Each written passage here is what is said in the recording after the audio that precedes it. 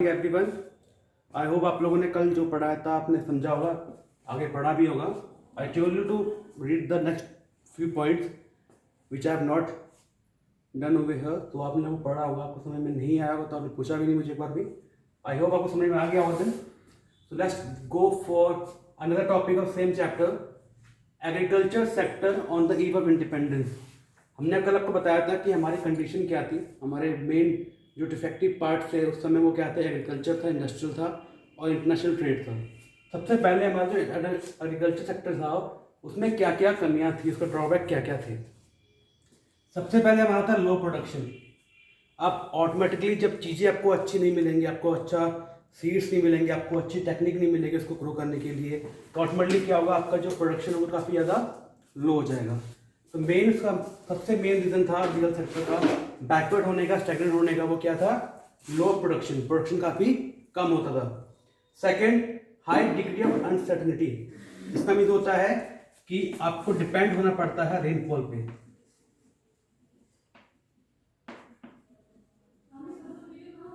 Means कि proper irrigation facilities नहीं हो रही थी। They have to depend upon the rainfall.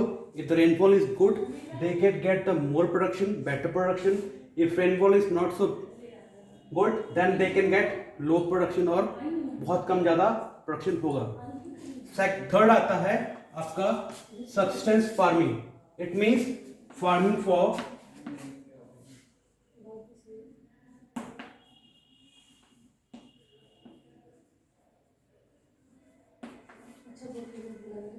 Livelihood. Means कि फार्मिंग उतनी करनी जो आपके खुद के नीड्स के लिए पूरा हो। मतलब कि आप उतनी फार्मिंग कर रहे हो जो आपको नीड्स पूरी कर रहा है, उसके अलावा आप फार्मिंग नहीं कर रहे हो। मतलब कि आपने जो क्रॉप ग्रो किया है आप खुद की नीड्स को पूरा कर रहा है, बाकी आप उसे मार्केट में सेल नहीं कर रहे हो या किसी और को कुछ बेच नहीं रहे हो। फिर आपका आता है gulf between owners and tiller of soil. अब गल्फ मतलब होता है गैप, ठीक है। जो गैप था टीलर्स और ओनर के बीच में काफी ज्यादा बढ़ गया था। मतलब कि जो ओनर थे वो रिचेस्ट से रिचर, रिचर से रिचर होते आ रहे थे, बट जो टीलर्स थे वो बेचारे पुअर से पुअर होते गए, क्योंकि इनको जो मिलता था वो 70% मिलता था ज़्यादा, इनको होता 30% से भी कम जो उनको होता था। मेहनत ये करते थे बट पूरा पूरा फायदा इनको होता था।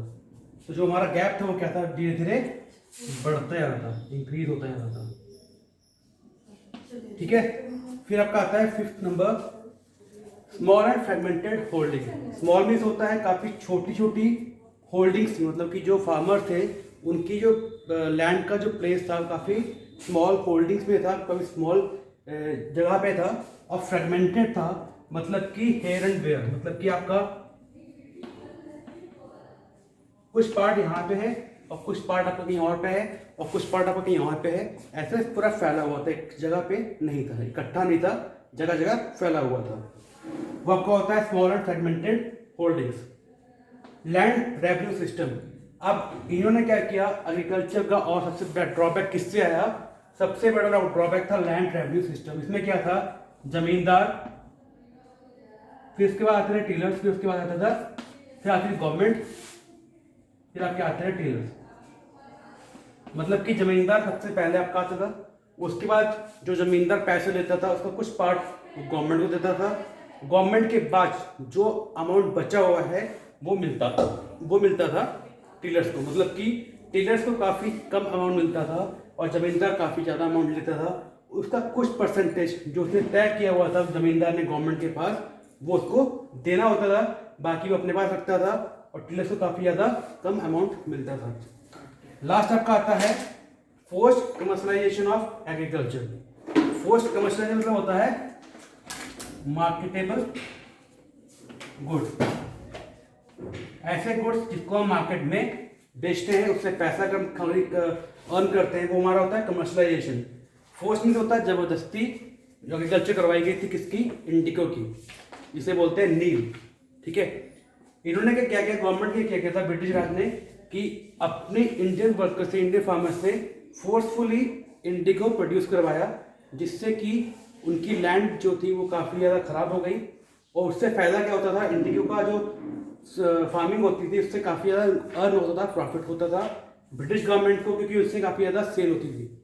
उसकी डिमांड काफ़ी ज़्यादा थी, पैसा भी काफ़ी मिलता था, तो जो प्रॉफिट मिलता था वो मिलता था ब्रिटिश गवर्नमेंट को, और जो लैंड होती थी वो काफ़ी ज़्यादा बेकार हो जाती थी, इनफर्टाइल हो जाती थी for the farmers of India. ठीक है, तो ये आपके 7 पॉइंट्स हैं। अगर इसमें आपको कुछ नहीं समझ में आया फिर से तो मुझे पूछ लेना, I will explain you again. Thank you and have a great day.